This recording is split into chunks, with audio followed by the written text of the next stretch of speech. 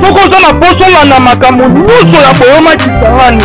S'abonner na kati ya KB TV, on découvre makambo ezali kobombana. KB TV. KB TV. KB TV. KB TV. KB TV. KB TV. KB TV D143, la chaîne 100% Yeto. Kisangani Boyoma TV. Kisangani Boyoma Télévision. Kisangani Boyoma Télévision. Kisangani Boyoma Télévision. Kisangani Boyoma Télévision. KB TV D143, la chaîne 100% Yeto. Olanda ngai bien. Pour asima boyo mona makambo za la Olanda. On s'abonner. S'abonner.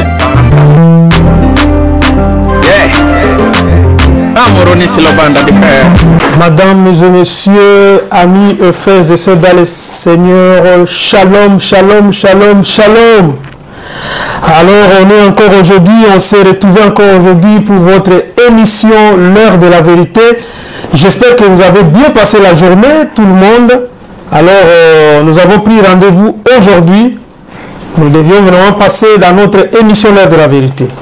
Comme je vous ai parlé la fois dernière, c'était, je crois, le mardi ou le mercredi, je vous ai fait un petit vidéo pour vous dire que non, aujourd'hui, nous allons continuer avec notre frère bien-aimé Patrick Dimondou qui va continuer avec l'émission qu'on avait parlé la fois dernière sur la divinité de Dieu. Donc, comme le chapitre est un peu trop large, alors il va essayer un peu de continuer avec ça aujourd'hui. Alors, sans plus tarder, je vais inviter mon frère qui s'approche et puis nous allons débuter notre émission. Bien-aimé frère Patrick, bonsoir. Ça va? Oui, ça va bien aimé frère, merci. Voilà, frère Patrick, il est là. Nous avons vu tous les commentaires que vous avez envoyés ou les questions que vous avez posées avec l'émission qu'on avait fait la fois dernière. Mais aujourd'hui, nous allons continuer avec notre émission de la fois dernière sur la divinité de Dieu. Je ne sais pas, frère Patrick, est-ce que vous avez fait quelque chose à faire avant que je continue ou si vous avez quelque chose à ajouter? Oui, donc en fait, bonsoir à tous. Merci de nous accompagner pour cette émission L'heure de la vérité. Dans KB TV 243, nous bénissons Dieu. C'est une opportunité qu'il nous donne. Je voulais juste revenir parce que la semaine dernière, bien-aimé m'a présenté et certains n'avaient pas trop saisi ma présentation, alors je pense peut-être que j'étais allé trop vite. Donc pour ceux qui nous rejoignent pour la première fois, donc je me prénomme Kweta Dimondou, mais tout le monde m'appelle Patrick.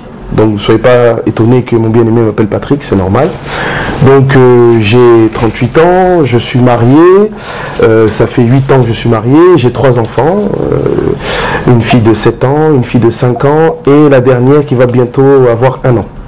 Voilà, donc j'habite à Nice depuis plus de 30 ans.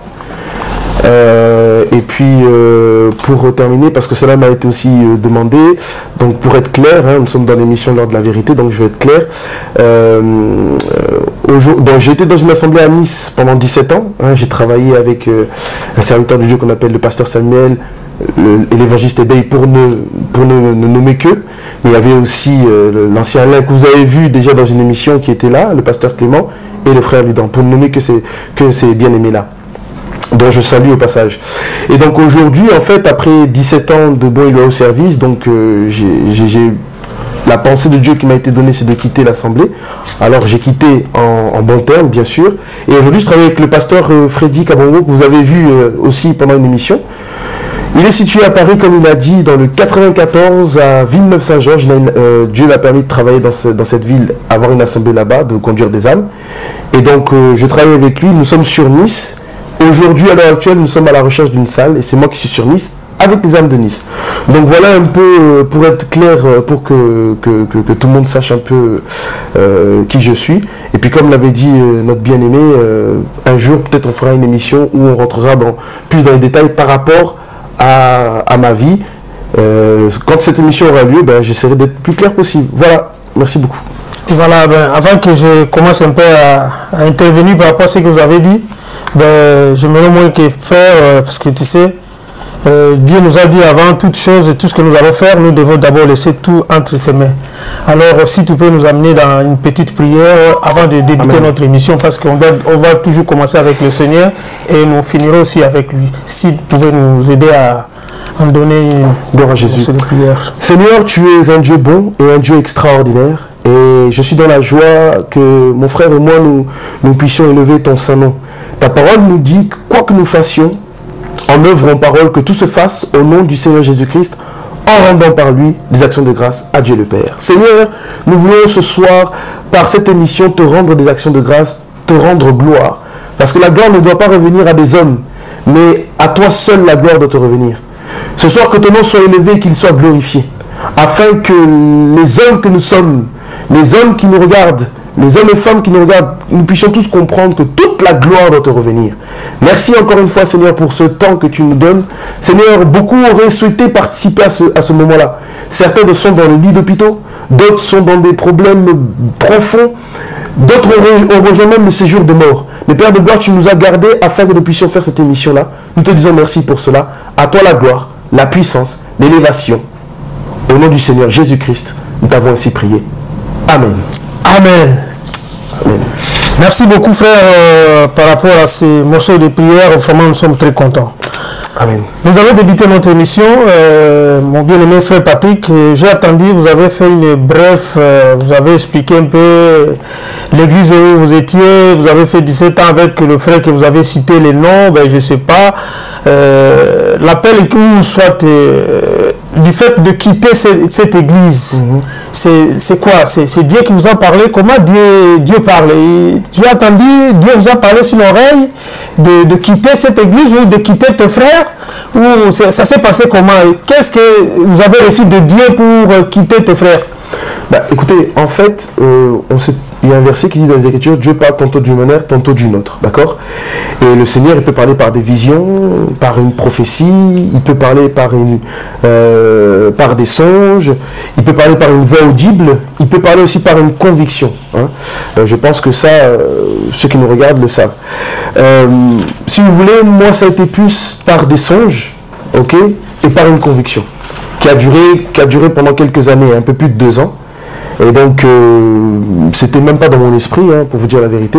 Mais ce qui est bien aussi, c'est que le Seigneur a permis que ça ne vienne pas que de moi, mais beaucoup de personnes qui m'entouraient ont reçu ce message, notamment aussi certains des serviteurs avec qui j'ai œuvré pendant ces 17 ans.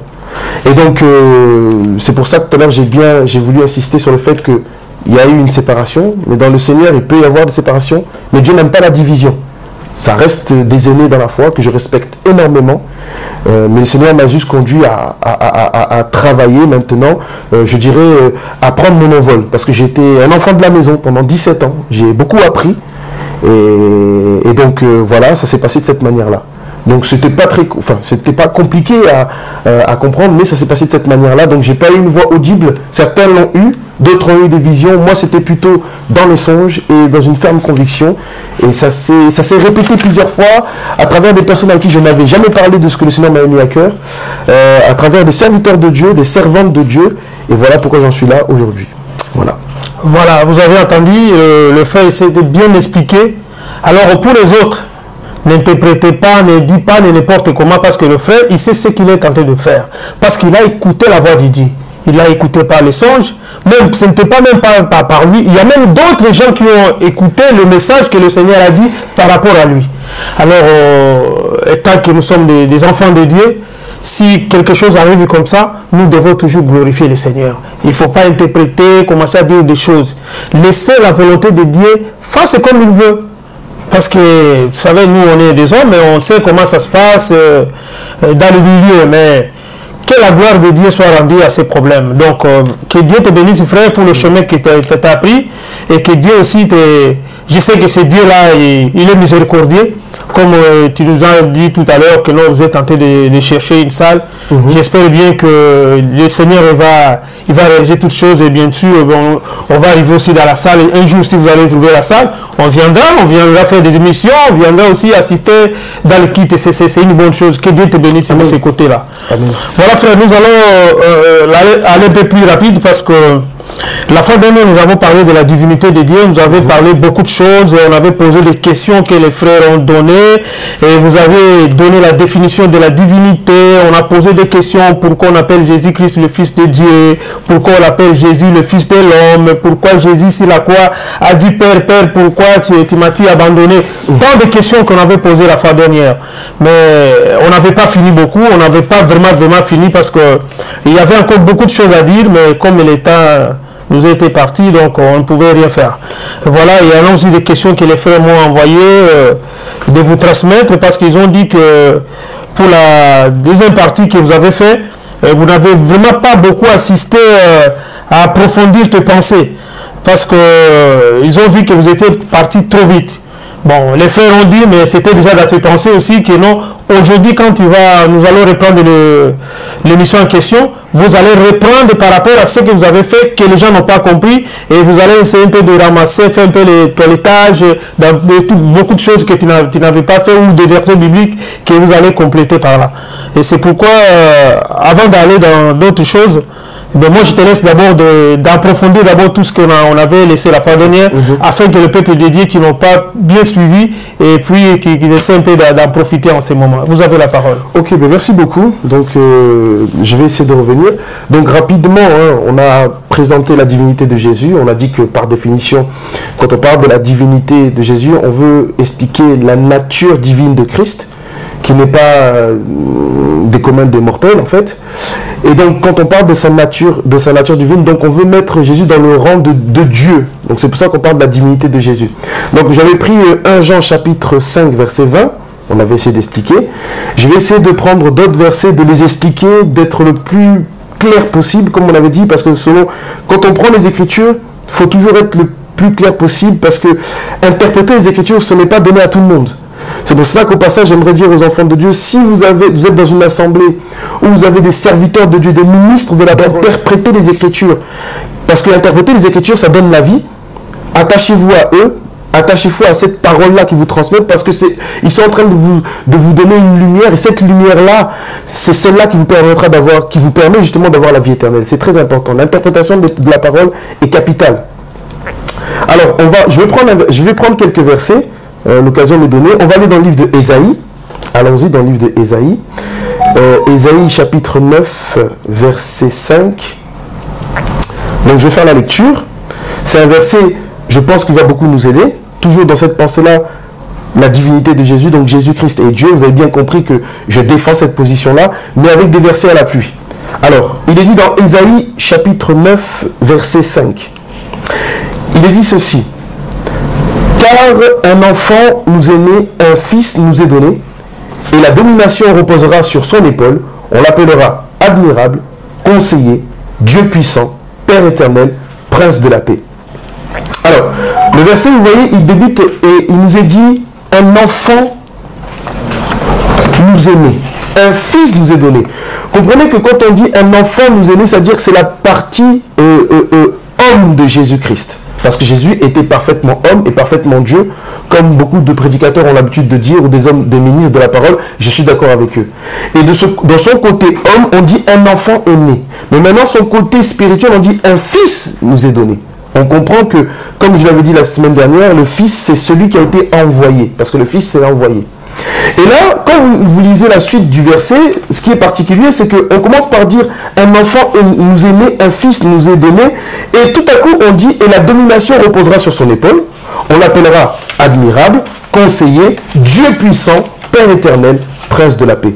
Ce qui m'intéresse beaucoup, c'est qu'on nous dit clairement que cet enfant qui est né, ce fils qui est donné, on l'appelle Dieu puissant, Père éternel.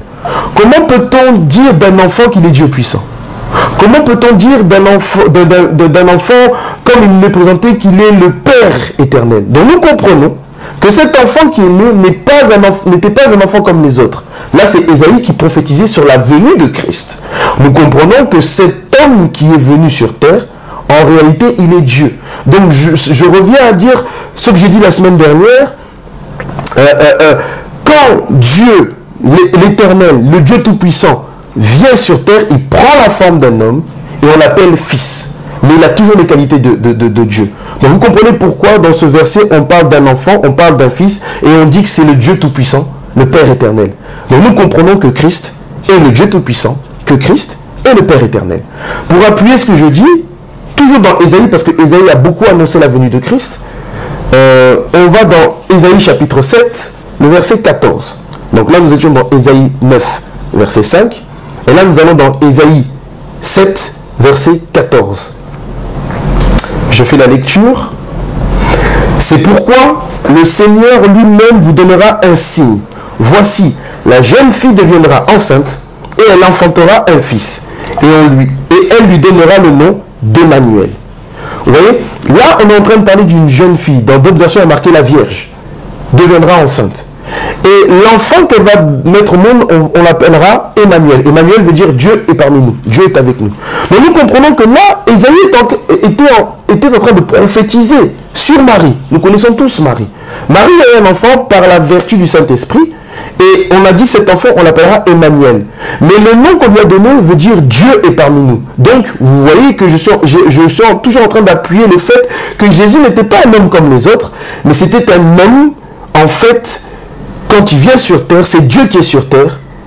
Et c'est ça qui pose le problème sur beaucoup de personnes parce qu'ils n'arrivent pas à se dire mais pourquoi Dieu est un homme?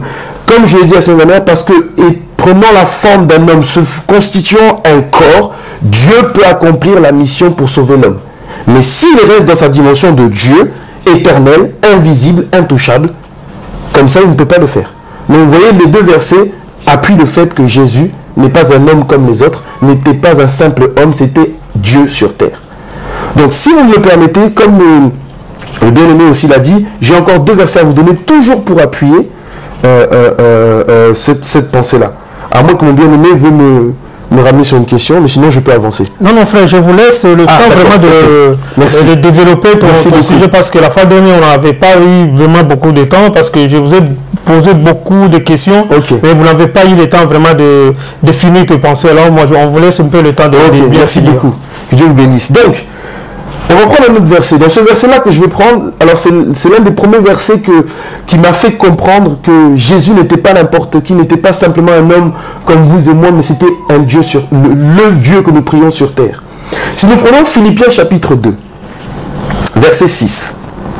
Philippiens chapitre 2, verset 6. Vous allez voir que ce verset, il est très intéressant. Il est dit ceci, Philippiens chapitre 2, verset 6. Lequel, existant en forme de Dieu, n'a point regardé comme une proie à arracher d'être l'égal avec Dieu. Verset 7. Mais s'est dépouillé lui-même en prenant une forme de serviteur, en devenant semblable aux hommes et en ayant paru comme un simple homme. Alors je vais expliquer ce verset. L'apôtre Paul commence ce verset en disant « Lequel, existant en forme de Dieu ». Mais bien aimé, dans le livre de Jean chapitre 4, vous lisez à partir du verset 24, il est dit Dieu est esprit. Lorsqu'il est dit que lequel existait en forme de Dieu, si vous lisez le verset 5, on nous parle de Jésus-Christ. Et on nous dit lequel existant en forme de Dieu. Quelle est la forme de Dieu? Dieu est esprit. Donc quand on nous dit lequel existant en forme de Dieu, nous comprenons que Christ, quand il vient sur terre en tant qu'homme, ce n'est pas sa forme initiale. Il existe sous la forme de Dieu. Or la forme de Dieu, c'est être un esprit.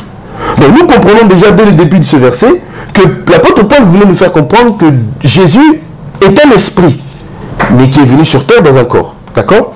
Maintenant je continue, parce qu'on dit la forme de Dieu. La forme de Dieu, Dieu n'est pas physique, n'est pas palpable. C'est quelqu'un qu'on ne voit pas, donc il est esprit. Et Jésus est esprit, parce qu'on dit lequel existant en forme de Dieu. Maintenant regardez, écoutez la suite. N'a point regardé comme une proie à arracher d'être l'égal de Dieu. Là, ça devient intéressant. Quand Jésus est dans sa position d'esprit, ce verset nous dit qu'il est l'égal de Dieu. Là, ça me pose problème. Parce que être égal de Dieu veut dire avoir le même niveau que Dieu. Être pareil à Dieu. Si Dieu est tout-puissant, Christ est tout-puissant.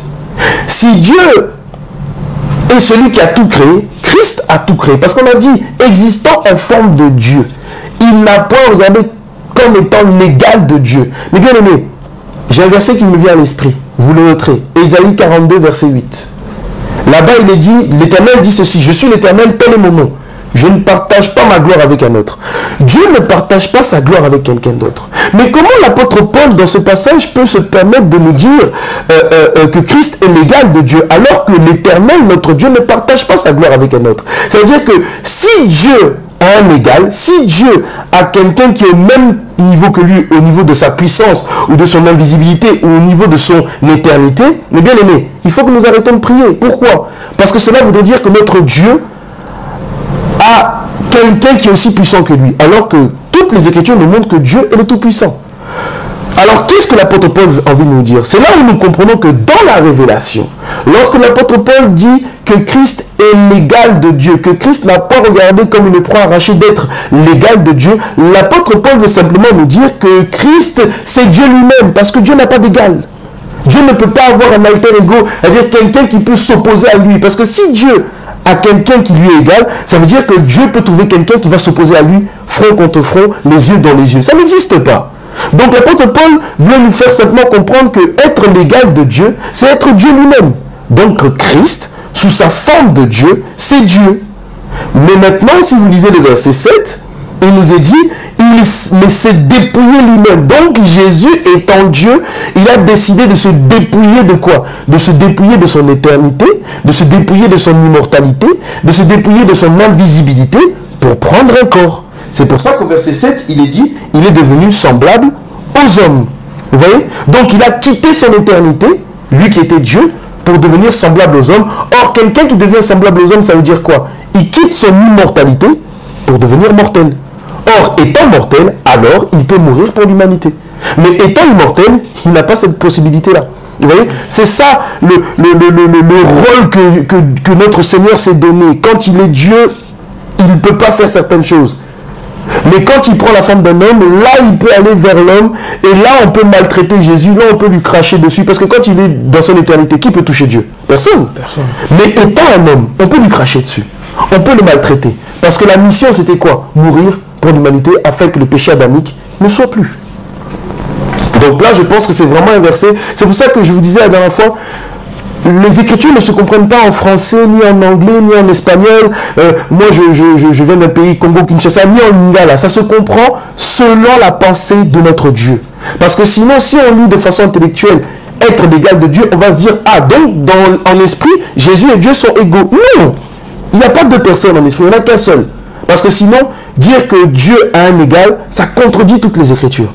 Or, nous savons tous que quand le prophète Ésaïe parle, dans Ésaïe, l'apôtre Paul ne peut pas le contredire. Parce que les Écritures nous disent que nous avons été édifiés par les apôtres et les prophètes, Christ étant la pierre angulaire. Donc les apôtres ne contredisent pas les prophètes ne peuvent pas contredire les apôtres. À titre d'exemple, Moïse peut parler, c'est un prophète.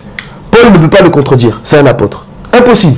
Donc c'est à nous d'interpréter les Écritures, parce qu'aucun apôtre et prophète, je rappelle que les apôtres et les prophètes, c'est eux qui ont écrit les Écritures, poussés par le Saint-Esprit bien sûr, et aucun apôtre et prophète ne se contredit dans les Écritures. C'est impossible, sinon nous fermons les Écritures. Là aussi, vous allez voir, c'est toujours dans cette pensée-là. Hébreux chapitre 1, nous allons, Hébreux chapitre 1, verset 3. Celui-là aussi, c'est un très bon verset. Écoutez ce qu'il est dit dans le livre de Hébreux chapitre 1, verset 3. Alors je vais lire à partir du verset 2, c'est pour une meilleure compréhension.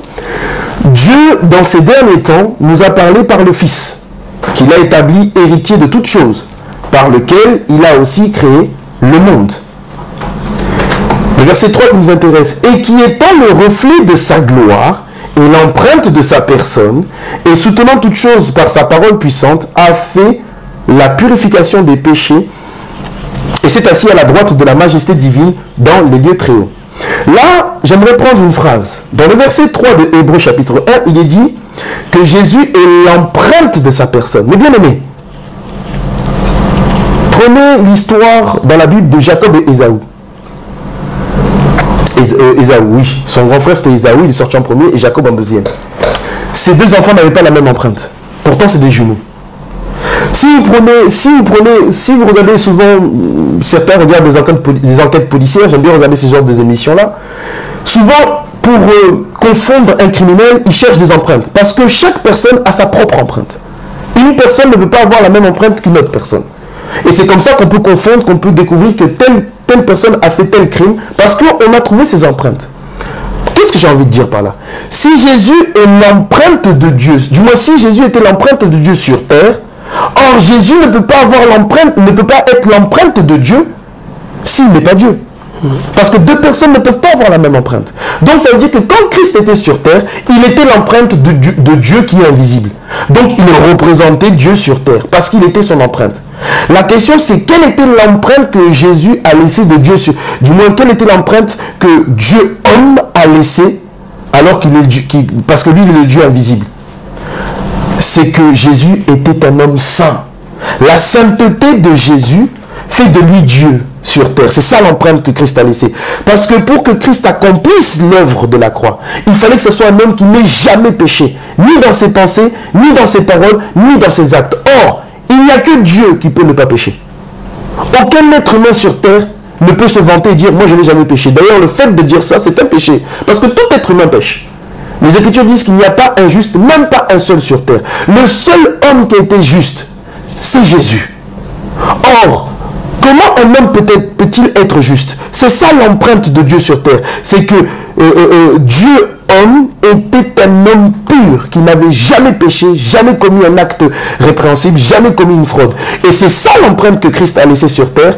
Nous comprenons que cette empreinte-là d'un homme saint, c'est ça l'empreinte du Dieu invisible.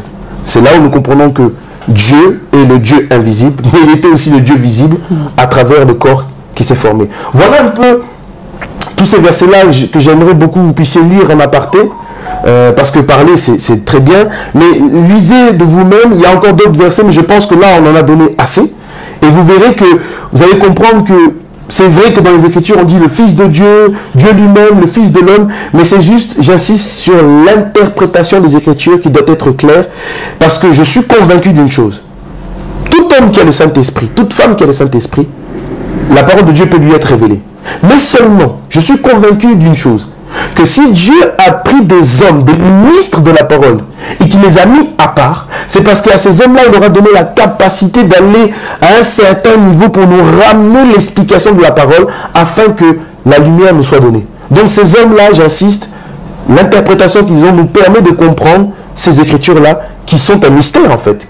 Parce que ces écritures-là ne sont pas ouvertes à tout le monde, mais ils sont ouverts qu'aux enfants de Dieu. Voilà un peu ce que je pouvais dire. Je pense que j'ai été le plus clair possible. Voilà, frère, merci beaucoup pour le développement et tes pensées que tu as complétées par rapport à ce que la question qui était restée la semaine dernière. Je crois que beaucoup de frères qui ont posé cette question, ils ont eu quand même la réponse par rapport à ça. Mais tout à l'heure, frère, vous avez parlé de péché, je sais pas. Le péché, est-ce qu'il y a des péchés volontaires et involontaires? Parce que, par exemple, quelqu'un... il a fait quelque chose, mais il n'est pas conscient qu'il a fait le péché. Comment on peut connaître un péché volontaire et involontaire? En fait, vous savez, moi je pars de ce principe-là. Quand un enfant de Dieu, écoutez, quand quelqu'un a cru à l'œuvre de la croix, automatiquement, il n'est plus considéré comme un pécheur, mais il est considéré comme un enfant de Dieu. D'accord. Parce que, juste pourquoi? Parce qu'il a cru. Allons dans le livre de Romains, s'il vous plaît. Romains. Parce que s'il y a bien un homme dans les Écritures qui nous a bien expliqué cela, c'est l'apôtre Paul. Nous bénissons cet homme parce que Dieu lui a donné cette capacité. Romains, chapitre 1. Nous prenons, permettez-moi, alors je prends le verset... ok. Donc, le verset... Voilà, le verset 16. Écoutez ce qu'il est dit. Car... Non, oui, je prends le verset 16. Jusqu'au verset 17, d'accord? Romains chapitre 1, verset 16. Car je n'ai point honte de l'évangile. C'est une puissance de Dieu pour le salut de quiconque croit, du juif premièrement, puis du grec. Parce qu'en lui est révélée la justice de Dieu par la foi et pour la foi, selon ce qu'il est écrit, le juste vivra par la foi. Qu'est-ce que j'ai envie de dire? Le verset 16 nous dit, par lui est révélée la justice de Dieu par la foi. En fait, c'est par la foi que nous sommes justifiés. Et puisque c'est par la foi que nous sommes justifiés, c'est par la foi que Dieu nous pardonne de nos péchés. Ça veut dire que ce n'est pas parce que j'ai accompli une œuvre, ou que tu as accompli une œuvre, que nous sommes sauvés. Non, pas du tout. C'est par la foi. Maintenant, puisque nous entrons par la foi, nous devenons les enfants de Dieu, c'est maintenant, en étant un enfant de Dieu, nous devons veiller sur ce que Dieu a fait de nous, en nous sanctifiant. Parce qu'il faut faire la part des choses. Beaucoup de personnes pensent que c'est parce que nous nous sanctifions que nous sommes sauvés. Non, non, non. Nous sommes sauvés parce que Christ a accompli une œuvre à la croix. C'est-à-dire que par la foi, de suite, nous devenons des enfants de Dieu. Et le livre de Jean chapitre 1 nous dit que ce n'est pas par la volonté des hommes ni par la volonté de qui que ce soit, mais c'est par la volonté de Dieu que nous sommes enfants de Dieu. Maintenant que nous sommes enfants de Dieu, c'est là où le travail débute, où nous devons nous sanctifier chaque jour. Maintenant, pourquoi j'ai parlé de cette manière-là? Pour répondre à ta question, un enfant de Dieu, parce qu'il est enfant de Dieu par la foi, et que maintenant chaque jour il vit dans la sanctification, il doit faire en sorte de ne pas pécher. Ça, c'est la règle de base. Maintenant, un homme reste un homme.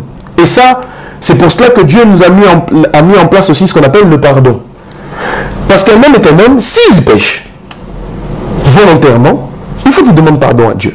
Maintenant, il faut qu'on aille plus loin. Normalement, plus un enfant de Dieu grandit, et plus il y a des choses qu'il ne fait plus. C'est normal, parce qu'un enfant de 10 ans va faire des choses qu'un jeune homme de 25 ans ne fait plus, alors quand il arrive à 40 ans, il est mature. Donc il ne peut plus se retrouver à faire des choses qu'un enfant de 10 ans faisait. Sinon, ça voudrait dire qu'il n'a pas le Saint-Esprit. Parce que celui qui a le Saint-Esprit, il progresse dans la vie du Seigneur, il progresse dans la loi de Dieu, il progresse dans la sanctification, et donc il y a des choses qu'il ne peut plus faire.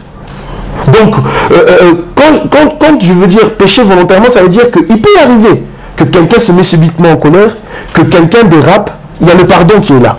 Mais si quelqu'un a le Saint-Esprit lui apprend, en grandissant, à se maîtriser, à faire des efforts. Dans le livre de 1 Pierre, chapitre 1 Pierre ou 2 Pierre 2 Pierre chapitre 1, à partir du verset 5 et 6, il est dit, faites un effort à joindre à votre foi. Ça veut dire que quelqu'un a déjà la foi. La foi, c'est-à-dire qu'il a été justifié par la croix de Christ. Ok. Maintenant, il faut qu'il fasse un effort. Là, ça veut dire que l'homme doit faire un effort à rajouter à la foi qu'il a déjà posé des actes pour justement vivre, marcher selon la sanctification.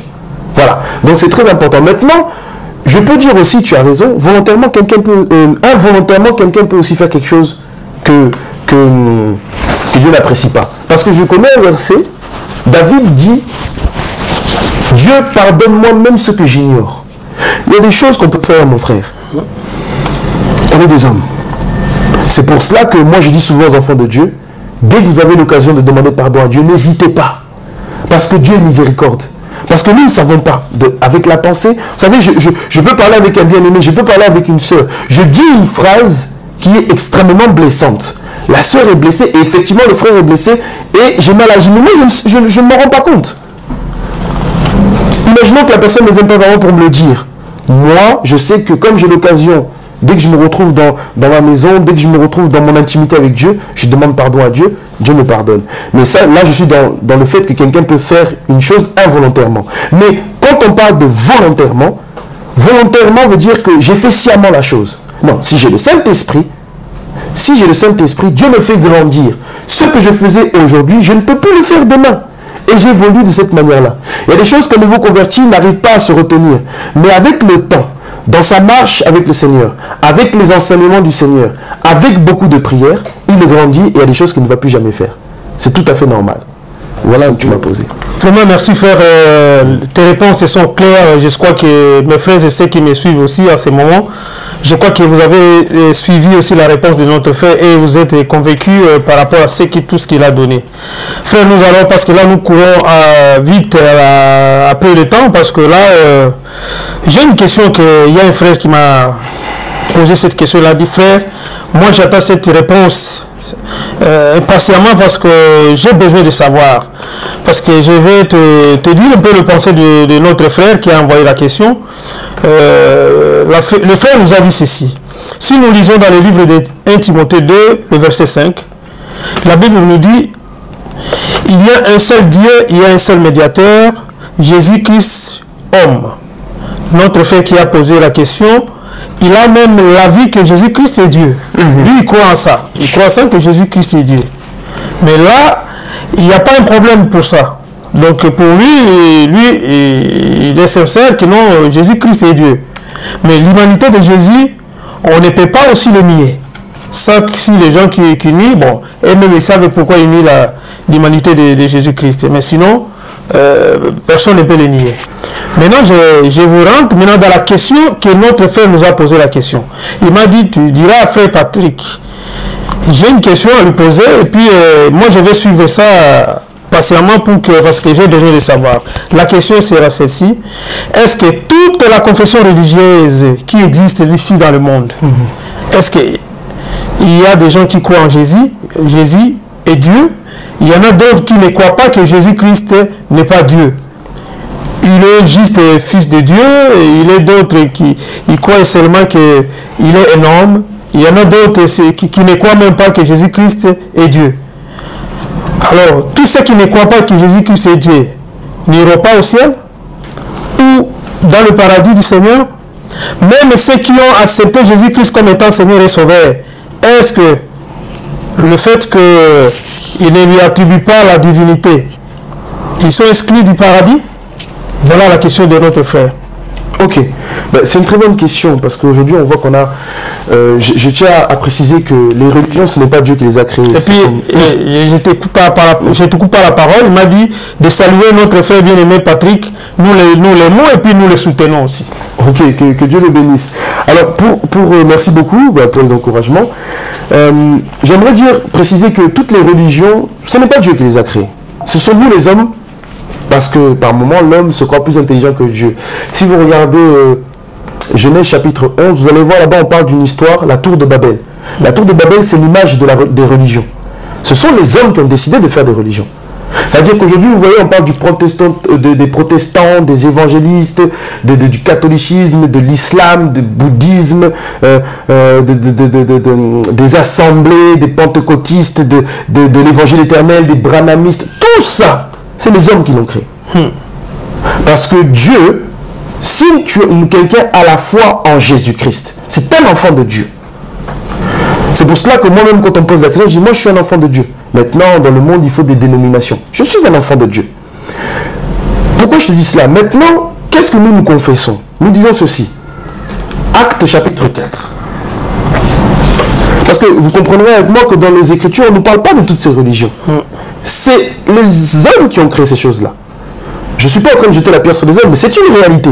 C'est les hommes qui ont créé ces choses-là. Dieu n'a pas créé ces choses-là. Lui, il a parlé de sa pensée, et nous, derrière les hommes, on en a fait toute une histoire. D'accord. Maintenant, dans Actes chapitre 4, verset 12. Actes chapitre 4, verset 12. Il est dit ceci. « Il n'y a de salut en aucun autre, car il n'y a sous le ciel aucun autre nom qui ait été donné parmi les hommes par lequel nous devions être sauvés. » Regardez ce verset qui est très clair. J'aime beaucoup quand on dit ça. Il dit, il n'y a de salut en aucun autre. Quand vous lisez le verset 11, on parle de Jésus. On dit Jésus est la pierre rejetée par ceux qui bâtissaient. Verset 12, il n'y a de salut en aucun autre, car il n'y a sous le ciel aucun autre nom. Le nom dont on parle est rattaché à une personne, à l'homme qui est Christ, Jésus-Christ. Bon, maintenant on dit il y a sous le ciel. Mais bien aimé, quand on dit sous le ciel, ça veut dire sous le ciel il y a la terre. Et la terre est aussi sous la terre. C'est-à-dire que sous le ciel, il n'y a aucun autre nom que Dieu ait donné. Et ce nom-là qui nous est donné, il n'y en a pas un autre qui nous sauve. C'est-à-dire ce nom-là, c'est le nom de Jésus-Christ. Donc ça veut dire quoi? Ce nom-là est rattaché à notre Seigneur, qui était venu sur terre en tant qu'homme. Toute personne qui veut son salut, ou qui veut obtenir son salut, il n'y a pas de demi-mesure. Pour avoir son salut, pour être sauvé, il faut passer par Jésus-Christ. C'est-à-dire que personne ne peut dire je suis sauvé du péché, parce qu'on parle d'être sauvé du péché, s'il n'est pas passé par Jésus. Ça n'existe pas. Cette équation est fausse. Il faut être clair. Maintenant, celui qui peut sauver, c'est Jésus. Permettez-moi de prendre un verset. Alors, je vais le chercher rapidement, parce que dans la Bible, il dit que l'Éternel sauve. D'accord? L'Éternel sauve. Il faut que je vous trouve ce passage, parce qu'en fait, il faut que vous compreniez que dans Ésaïe, je crois que c'est... Alors, laissez-moi, Ésaïe 12. Ésaïe chapitre 12. Allons-y. Pour vous montrer que Actes chapitre 4, verset 12, nous dit il n'y a aucun autre nom sous le ciel. C'est-à-dire que sous le ciel, il y a des hommes. Et tous ces hommes-là, il faut qu'ils sachent qu'il n'y a aucun autre nom qui nous a été donné qui peut nous sauver, si ce n'est Jésus-Christ. Point final. C'est-à-dire que là, c'est un point final. Ce n'est pas 3 points de suspension, ce n'est pas une virgule, c'est un point final. Désolé pour les personnes qui pensent qu'il faut passer par le pape, il faut passer par Mahomet, il faut passer par Branham, il faut passer par Simon Kibangis, il faut passer par un homme de Dieu. Non, il faut qu'on soit clair. Jésus-Christ. Point final. Parce que tous les hommes que je viens de vous citer, moi, dans les Écritures, les prophètes et les apôtres n'ont pas parlé d'eux. Je n'ai rien contre eux, mais ils n'ont pas parlé d'eux. Donc moi, je confesse ce que le Saint-Esprit, à travers les Écritures, m'a annoncé. Et c'est ce que je vous annonce. Jésus-Christ. J'ai pris un verset à l'appui. Maintenant, je dis que Jésus est le Sauveur. Mais prenons Ésaïe chapitre 12. Regardez ce que les Écritures nous disent. Là encore, ta question, je l'aime beaucoup parce que ça nous ramène encore à la divinité de Jésus. Ésaïe chapitre 12, verset 2. Écoutez cela. Voici, Dieu est ma délivrance. Ah, mais délivrance, ça veut dire sauver. On dit, voici, Dieu est ma délivrance. Je serai plein de confiance et je ne craindrai rien. Écoutez la suite. Car l'Éternel est ma force et le sujet de ma louange, c'est lui qui m'a sauvé. C'est lui qui m'a sauvé. Donc l'Éternel sauve. Donc il n'y a que l'Éternel qui peut sauver. Mais comment Ésaïe peut-il dire en tant que prophète qu'il n'y a que l'Éternel qui sauve, mais maintenant un homme de Dieu, parce que celui qui a écrit Actes des Apôtres, c'est le bien-aimé Luc. C'était un serviteur de Dieu. Et comment Luc, des siècles plus tard, peut-il dire il n'y a que le nom de Jésus, en d'autres termes, il n'y a que Jésus qui peut sauver. Tout à l'heure, je vous ai dit que les hommes de Dieu dans les Écritures ne se contredisent pas. Si Ésaïe dit que c'est l'Éternel qui sauve, et que Luc dit c'est Jésus qui sauve, or il n'y a qu'un seul personnage qui peut sauver, il s'appelle Dieu. Donc nous comprenons que Dieu dont parle Ésaïe, c'est Jésus dont parle Luc. C'est la même personne. Mais nous comprenons que celui qui sauve, c'est Dieu. Mais le nom de ce Dieu qui sauve, c'est Jésus-Christ. J'insiste, parce qu'aucun autre homme sur terre n'a été pur comme Christ a été pur, ainsi parce qu'il était le seul homme à remplir à représenter cette pureté-là, c'est pour ça qu'il a été capable d'accomplir ce qu'il a fait. Donc Jésus est Dieu, et Jésus est le seul qui sauve. Et celui qui n'a pas son salut à travers Christ, en réalité, il n'a pas de salut. Pour être clair à ta question. Voilà. Voilà, le frère, il a bien expliqué, vous savez, si vous n'avez pas Jésus dans ta vie, c'est-à-dire il n'y a pas de salut. Alors, le plus important, mon frère, vous avez écouté, notre bien-aimé, il a donné aujourd'hui tant de versets. Si vous n'avez pas eu le temps de tout suivre, prenez le temps de prendre tous ces versets. C'est bien d'écouter aussi, mais le plus important aussi, il faut ouvrir sur vos Bibles à la maison. Commencez aussi à lire par rapport à tous ces versets qu'on a donnés sur Ésaïe chapitre 7, le verset 14, on est parti Ésaïe 9, verset 5, Philippiens 2, 6, Hébreux 1, 3, Actes 4, 12, tant de versets qu'on a donnés aujourd'hui. Prenez le temps de le lire à la maison et je crois que tout ce qu'on a parlé aujourd'hui, et vous allez retrouver vos réponses dedans. Vraiment, nous sommes très très contents. Là, nous chutons vers la fin de notre émission. Frère, nous sommes très contents par rapport à la parole de Dieu que tu nous as partagée aujourd'hui. On ne sait pas pour la semaine prochaine ou pas les jours à venir, qu'est-ce que nous allons partager? Tu nous as partagé quoi exactement? En fait, je vais rebondir sur les questions qui m'ont été posées. On va parler du salut. D'accord. Et donc, justement, on va insister sur le fait que le salut ne s'obtient que par Christ.